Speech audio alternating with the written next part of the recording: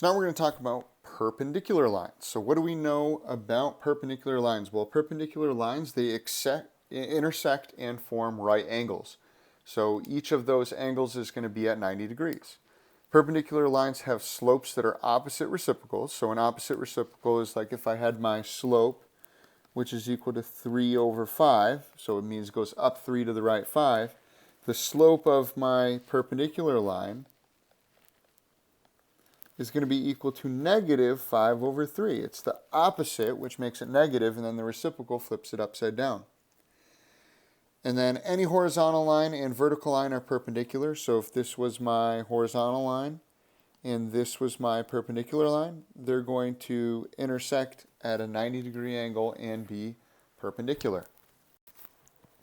So if I'm looking at a graph to figure out if these lines are perpendicular, what I'm going to need to do is find the slope of each line. So here's my blue line, and just like before, I'm going to use the slope formula. So I'm going to do 4 minus 1 over 2 minus that negative 4. 4 minus 1 is 3. 2 minus a negative 4 is a positive 6, and I get my slope to be 1/2. I need to do the same thing for this red line here. So I'm going to do 5 minus a negative 4 over negative 2 minus 1. So 5 minus a negative 4 is a positive 4, which gives me 9.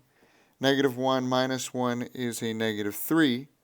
So this is going to give me a slope of negative 3. And unfortunately, this is not the opposite reciprocal, so these are not perpendicular. They do intersect, but they're just not perpendicular.